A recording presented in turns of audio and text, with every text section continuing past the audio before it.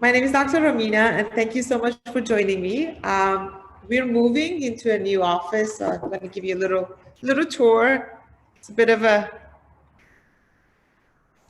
This is one side of the office, so thank you for joining us. Today is going to be a little bit different than our usual, and that is typically I have PowerPoint presentations for you where we discuss what's going on, a little information about the topic that we have on hand, whereas today it's a little bit different, right? We're going to talk together one-on-one. I left the questions and answer open. I'm going to try to see if I could manage my Facebook page, and my assistant is not here. So it's just been pretty, a little bit hectic to say the least. But let's talk about stay committed to our cause in helping people have a better health, and talk to you about what can we do and what can you do and how I can help you to take care of your own health. So let's talk about posture. Posture is just a very soft, easy word. Most people think about posture, think about more of aesthetic appeal. Whereas when I think of posture, I immediately think about the spine, the nerve structures, the discs, the neural pathways to every organ that's being affected. I think about the musculoskeletal system, the tendons, the ligaments, the soft tissue, and the more of a white tissue and the red tissue. White tissue would be like your ligaments or your tendons. Red tissue would be your muscle activity. You see, posture is just a representation of your inner spinal hygiene. So to give you a little idea, if somebody had bad breath, is almost equivalent in indication that there is a problem as if somebody had poor posture. So for those of you who are taking care of your kids at home and you already see your teens, your adolescents, your kids, your teens, your adolescents, and even your grown-up children that are having poor posture, or even a lifetime partner or a spouse or significant other, mothers, sisters, fathers, cousins, friends, that you're already seeing a poor posture, it's almost exactly the same thing as having bad breath. Would you back off and not say anything, or would you try to help? So I hope you understand the importance of poor posture and your overall spinal health. There is a slight difference. So when you have bad breath, when a person has bad breath, that's an indication that there's a poor dental hygiene, right? Good. If it's not taken care of, then it turns into a toothache. And if the ache is not taken care of, it becomes into a root canal or some kind of a surgery. Now, take the same analogy and bring it back into your spine. If you have poor posture, or if you know of someone who has poor posture, the next thing that occurs is, after the visual indication, then you have internal indications, which is pain, aches, knots, difficulty moving, getting up or sitting or turning your head. Everything that's related to muscle, tendon, ligament, and joints are indication of poor posture. The problem with poor posture is not that it just affects your spine. The problem with poor posture is when it's left uncorrected, it will compensate with your shoulder joints, your hip joints, your knees, your ankles, even your elbow and your head position, right? So going back to the dental analogy, poor posture, the next thing that it will show you is pain or reduced range of motion. And if again left uncorrected, it will become an early degenerative joint disease, also known as arthritis, in a form of osteoarthritis, not rheumatoid arthritis. So let's clarify here. Arthro means joint. Itis means inflammation. So when there is wear and tear in the joint, the first indicator is inflammation. And inflammation is visible to the patient as difficulty moving around. So on that note, it's very important that you see the analysis of bad breath, toothache, surgery, and then you have poor posture, aches and pain, degenerative arthritis, and surgery. So now that I wanted you to have this analysis or next to each other analysis of the importance of posture, let's dive into and talk about posture and pain. Let's talk about the musculoskeletal and the biomechanic impact of posture, because there's another factor as well, which is neurological concept of poor posture, which is nerve pinch. But I'll take you phase by phase. First phase, we're talking about the biomechanics of the body, right? We're talking about muscles, tendons, ligaments. So let me I like talking about in analogies because the problem with speaking in medical terms, sometimes it gets a little bit too complicated, or I might go over a word that you don't know, or I didn't know that how to explain it. So I like analogies because it brings it home to you. Do you drive a car? And do you take your car for alignment? So the alignment, the axle that's being aligned is one rod that's connecting the two connects to the wheels of the car, right? And I'm not very technical with cars, but just bear with me. So instead of that solid axle, I want you to pretend that it's a curved axle. So it has one curve down here, up and again, another curve. Now, as if that was not complicating enough, now take that curve and break it down into little pieces. That by itself is your spinal column. Your spinal column is composed of 24 movable bones called vertebra. They're separated by a little cushiony structure called the disc. And that disc itself has an outer harder shell, it's still soft, and inside more of a liquid gel. We call this annulus fibrosus and nucleus pulposus. So basically imagine a jelly donut with the jelly being the actual disc nucleus and the donut being the disc itself. That's another analogy. So going back to the axle of your car. So you have this curvature that's made up of little parts that's connected to each other. So if these little parts shift out of place, they will affect the integrity of that axle or that structure. Now, flip that over into a vertical position, that is your spine. And the analogy of the wheels would be your muscles. If the axle of the car is off, the wheels will wear and tear. And that wear and tear is typically, in the same analogy, is almost similar as your muscles going through aches and pain. So if you feel those knots up there because of rounded shoulder, or if you feel like you have neck pain because of forward head position, go back to the axle and realize that by realigning and aligning truly the axle of your body, you can actually impact the feel and effect on your muscles. The problem is poor posture is a very creepy problem. Why? Because it occurs as a repetitive motion. That's why in ergonomics, it's very important that we address a person's posture and the person's ergonomic and workstation in order to minimize the repeated damaging effect. It's basically pressure over time causes change. So whether that is, we're talking about glaciers, which is pressure over time, that's a small pressure over a very long time, or are we looking at poor posture for about 8 hours a day sitting behind the computer? And for those of you who are parents who are homeschooling, look at your child's homeschool or desk position. Please go to my website. It's called thinkhealthy.com. Look at and watch the parents, what every parent should know about homeschooling. At least you can learn a couple of tips, but it's not just about helping your kid for today. Poor posture will be the underlying cause of not early degenerative joint disease for children. It will be the underlying cause of early on idiopathic, which happens later, compensatory scoliosis. So if your child is complaining of headaches, no child should be complaining of headaches unless there is a fall or a trauma. If they are complaining of headaches with no trauma, look into the spine and look into the posture. Look into the axle and check the tires, check their muscles.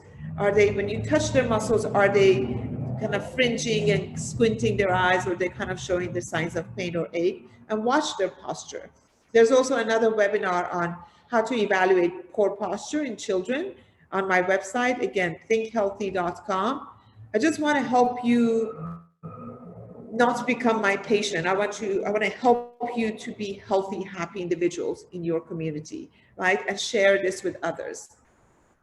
The problem with poor posture is when the biomechanics of the body is out of proper position or off kiltered, this would overload the muscles and tendons. And that's where the pain factor comes into play as far as musculoskeletal is concerned.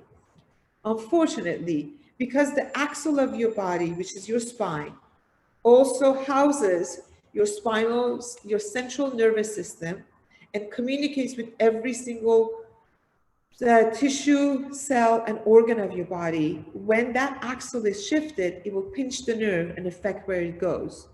So don't be surprised you're starting to get more of a digestive problems than you had before. So you've been having the same food, no problem, but recently you're having more digestive issues. Check into your lumbar posture, check into your lower back, check into your pelvis, check into your seat position. Are you properly seated at your desk space? Or what is it that you're continuously doing? If you're an Uber driver, if you drive a lot, what is your position of your body when you're driving? So whatever you do repeatedly throughout the day, it's very important that you identify, am I causing more damage without even realizing? In the process of getting the next to-do thing off your checklist, what am I doing or how am I compromising my body? So it's very important to look at your posture not as an aesthetic appeal or an expression of confidence or an expression of health and wellness, but also look at your posture as more of an internal structure. By keeping my spine aligned, am I supporting my muscles? Am I empowering my core? Am I not pinching more nerves to make matters worse? Am I causing myself to have better balance? Especially if we have elderly people watching this presentation, I want to ask you, your balance is the key factor of keeping you away from a fall or a fracture, unfortunately.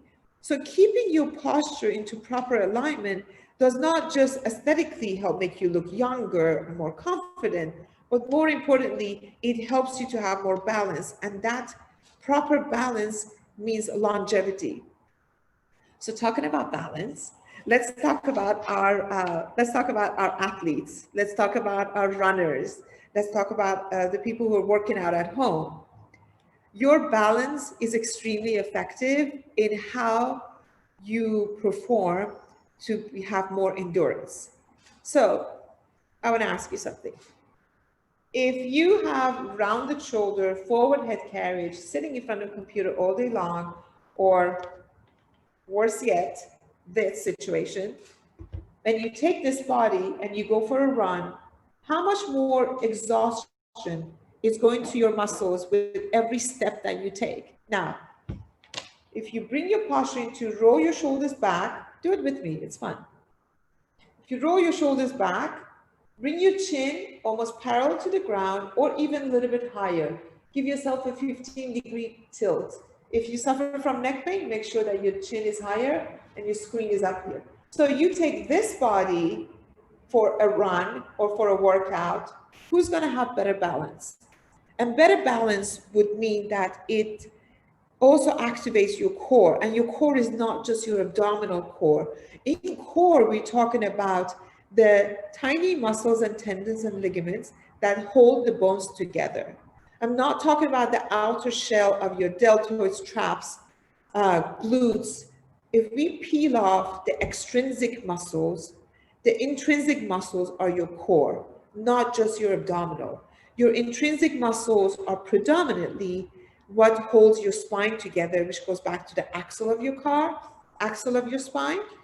So those intrinsic little muscles that hold your spine together, they're the ones that are affected most in a poor core or weakness. And poor sitting position aggravates those intrinsic muscles. So keeping your body in an upright position over a long period of time would change that pressure over time and reverses the damages by keeping your body more active. So if you're trying to find some ergonomic support on the web or on Amazon or on Google on your searches, let me give you a couple of tidbits. One, to find a solution for better posture, which eventually means less pain, make sure that the posture supports that you're purchasing do not compress your armpit. If they compress your armpit, they will pinch the nerves that feed off to these 3 fingers, these 2 fingers, and the overall strength of your deltoid and your forearm. So don't be surprised you're having carpal tunnel syndrome symptoms like numbness, weakness, tingling by wearing a posture support that's compressing your armpit. Don't do that because you think you make things worse. Now, if you already have a forward head position, just that you know you do have it, wearing a posture support that compresses your armpit, brings your shoulders back, and makes your head even go forward. And in ladies, it will cause a hump in the back of your neck. So just going about and buying, throwing money and buying a posture product does not mean that you have to be smart. So save your money, don't waste it, and get something that's right for you. So get a posture support that does not compress your armpit. So make sure that this area where we call it brachial plexus, we call it the axillary nerves, it affects a condition called thoracic outlet syndrome. It will perpetuate carpal tunnel problems if you already have symptoms of that. It will cause more headaches and more neck pain if you already have a forward head position. So wearing the wrong posture support aggravates an already existing symptoms that you have. On that note, make sure the posture support does not compress your armpit. So for that very reason, get a product that is tested, does not compress the armpit, and is beneficial on a more long-term effect to you. I will share something personal. I went to school in England during my junior high, and one of the things I learned from the British is I'm not rich enough to spend money on cheap stuff. So therefore, I'll pass that advice back to you, that it's better to invest on a high quality rather than just throw money away. Okay, so going back to your posture and pain. If you start working out your trapezius muscles and your latissimus muscles, that's the triangle that goes this way and latissimus goes the other way. Trapezius is mostly for your thoracic, all the way up to the base of your neck. And latissimus is from your middle of your back. For ladies, that's around your bra line, all the way down to the 2 dimples in your back. You focus on these 2 muscle groups, you're going to be much better off in having a better posture than doing anything else. Okay.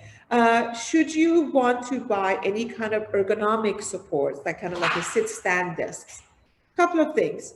When people stand for too long, it actually reduces the blood flow in the veins. Therefore, it causes restless leg syndrome. So if you're using sit-stand desks, please stand during the day and sit in the afternoon, or alter in between sit-stand. That's going to be good for your lower back, good to your vascular system, and it does not fatigue the muscles.